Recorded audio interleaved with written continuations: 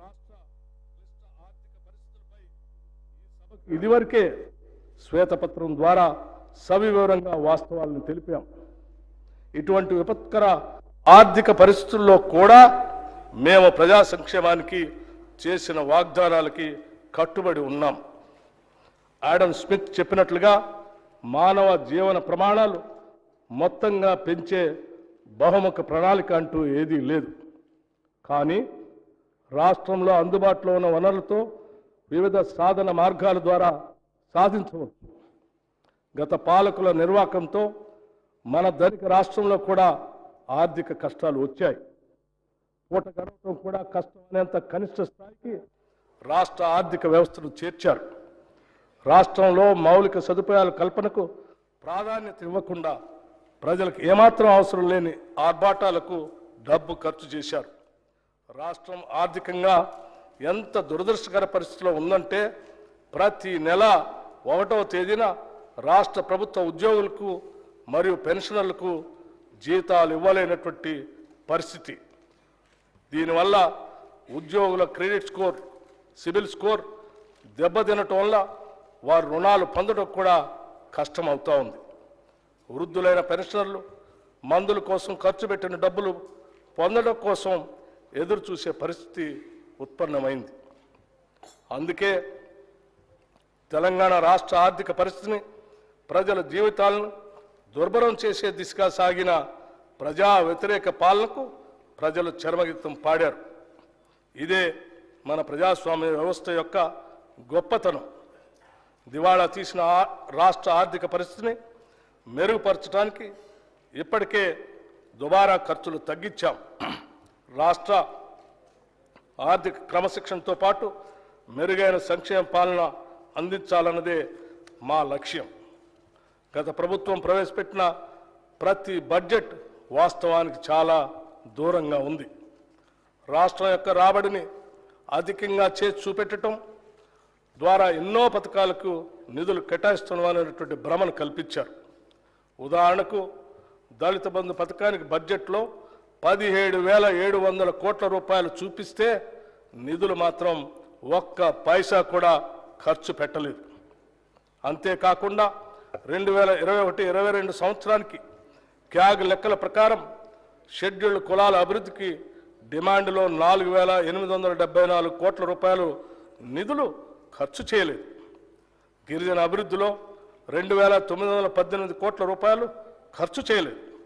వెనుకబడిన తరగతుల అభివృద్ధిలో 1,437 కోట్ల రూపాయలు ఖర్చు చేయలేదు. అదేవిధంగా రైతులకు వడ్డీ లేని రుణాల కొరకు కేవలం 2014-15 ఆర్థిక సంవత్సరం నుంచి 2023-24 ఆర్థిక సంవత్సరం వరకు 1,067 కోట్ల రూపాయలు బడ్జెట్ పెట్టి కేవలం 297 కోట్ల రూపాయలు మాత్రమే ఖర్చు పెట్టారు.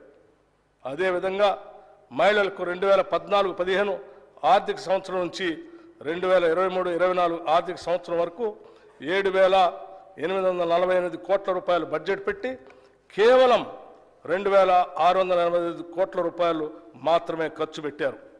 ఈ విధంగా సమాజంలోని 90% జనాభా ఉన్న ఎస్సీ, ఎస్టీ, బీసీ, మైనారిటీ మరియు మహిళల కోసం అన్ని అడ్డంకులను అధిగమిస్తాం. అందులో ఎలాంటి సందేహం లేదు. ఇది మా ప్రభుత్వం అని ప్రజలు భావించే విధంగా బాధ్యతతో వ్యవహరిస్తాం.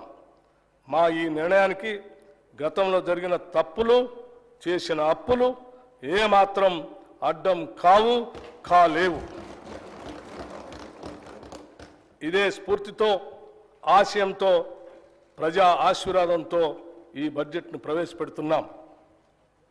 2023-24 ఆర్థిక సంవత్సరంలో తెలంగాణ రాష్ట్ర స్థూల ఉత్పత్తి ప్రస్తుత ధరలో 2022-23తో పోల్చినప్పుడు 13,02,371 కోట్ల రూపాయల నుండి 14,49,708 కోట్ల రూపాయలకి పెరిగింది. అయితే ఆర్థిక వృద్ధి రేటు అదే కాలంలో 14.7% నుండి 11.3% క్షీణించింది. దేశీయ స్థాయిలో వృద్ధి రేటు మాత్రం 16.1% నుండి 8.9% పడిపోయి మరింత ఎక్కువగా క్షీణించింది. పర్యవసానంగా భారతదేశ జీడిపి వృద్ధి రేటుతో పోలిస్తే తెలంగాణ రాష్ట్ర వృద్ధి రేటు 2.4% ఎక్కువ.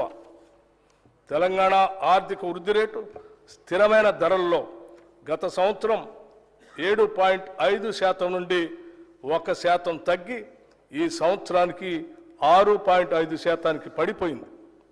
దేశ స్థాయిలో ఈ వృద్ధి +0.1%గా ఉంది. తెలంగాణ ఆర్థిక వృద్ధి రేటు తీవ్ర క్షీణతను చవిచూసిందనేది స్పష్టమవుతా ఉంది. తెలంగాణ మరియు భారతదేశం యొక్క ప్రస్తుత మరియు స్థిరమైన ధరల వద్ద భిన్నమైన వృద్ధి రేట్లు తెలంగాణలో ఉన్న అధిక ద్రవ్యోల్బణం రేటును సూచిస్తున్నాయి.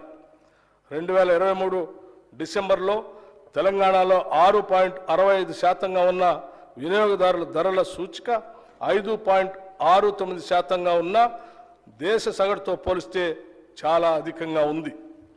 అధిక ద్రవ్యోల్బణం ఉన్న రాష్ట్రాలలో తెలంగాణ 5వ స్థానంలో ఉంది.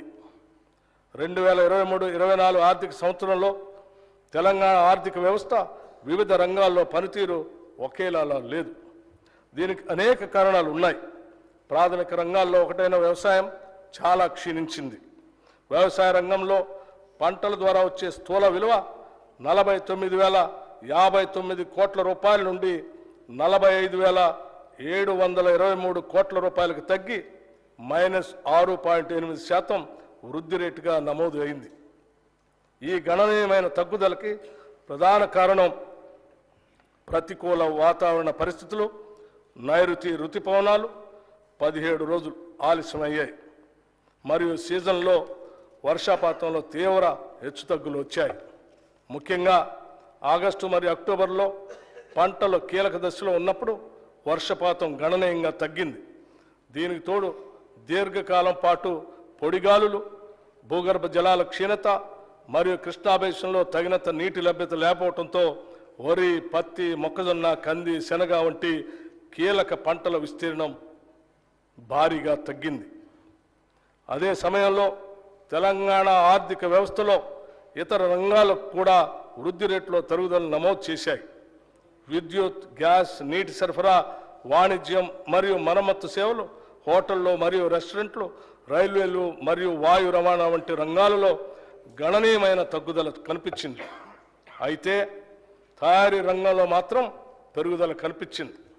గత సంవత్సరంలో నమోదైన 1.3% వృద్ధితో పోలిస్తే ఈ సంవత్సరం 5.9%గా వృద్ధి చెందింది. రియల్ ఎస్టేట్, నిర్మాణం మరియు మైనింగ్, క్వారీ వంటి ఇతర రంగాలు కూడా మునుపటి సంవత్సరంతో